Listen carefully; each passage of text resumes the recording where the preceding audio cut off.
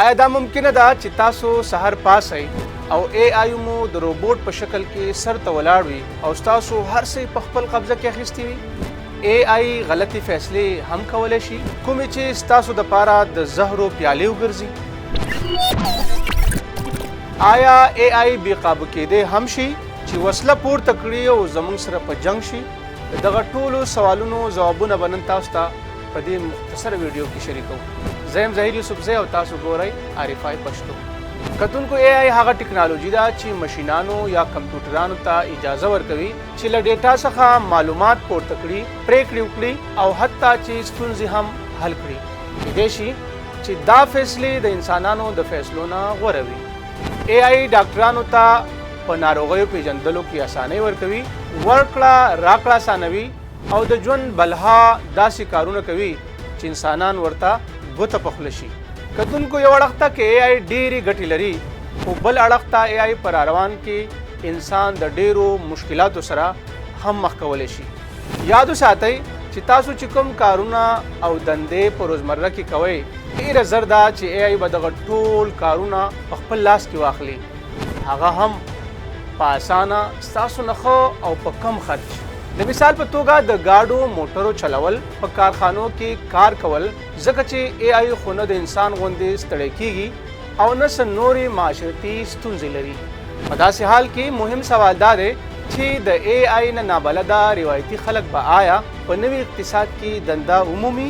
یا دې وي چې اے آی د انسان په ورکړل شوي ډیټا کار کوي او که چېرته له بده مرغه څه ورانکاري خلک دې ته څه خطرناکه ډیټا ورکړي، نو ممکنه ده چې اے آی با امتیازي یا غیر منصفانه سلوک وکړي، کوم چې انسان د خطر سره مخ کولی شي.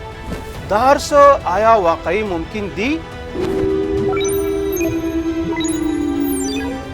جی بالکل ممکن دي، ځکه چې مصنوعي ذهانت یا اے آی خو هر څه د راغلي معلومات په بنیاد کوي او د انسان غوندې تادیګرن دی یا جذباتي هم نه دی، او بیا د وخت سره سره مسلسل مخ په ترقۍ دی او ډېر ژر به د دې نظام نور هم دومره پیچیده او تیز شي چې عین ممکنه ده چې ورځې به د دې بعضې کارونه او پرېکړې یا خو د انسان په عقل کې را نه شي او یا به د دې قابو کول د هغه دپاره ناممکن شي او اے آی به ټول انسانیت په قابو کې واخلي او د انسان په مرۍ به داسې غلی شي لکه چې څنګه نن انسان د ځناور په مرۍ غلی دی، چې په راروان کې اے آی ستاسو بلها ذاتي ډیټا هم غلا کولی او ستا په لاس کې ستا موبایل ستا خلاف استعمالولی شي. تصور وکړئ که چېرته د اے آی سیسټم زموږ عادات، ترجیحات او تر دې چې زموږ په خبرو اترو هم پوه شي، نو زموږ د مستقبل په ارادو به هم پوه شي، د کومې د وجې چې بیا اے آی زموږ د خوښې خلاف استعمالیدی شي. دارنګې به یا خو هغه زموږ جاسوسي وکړي او یا زموږ په ضد څه بل څه نامناسبه چلند. اے آی په عسکري یعنی فوجي ټکنالوژیو کې هم کارول کیږي. بعضې پوهان د ډرون غوندې خودمختاره وسلو په اړه فکرمند دي، کوم چې د انسان د مداخلت نه بغیر داسې د فیصلو صلاحیت لري که چېرته دا په غلطو لاسو ورشي نو خطرناک حالات مخې ته راتلی شي.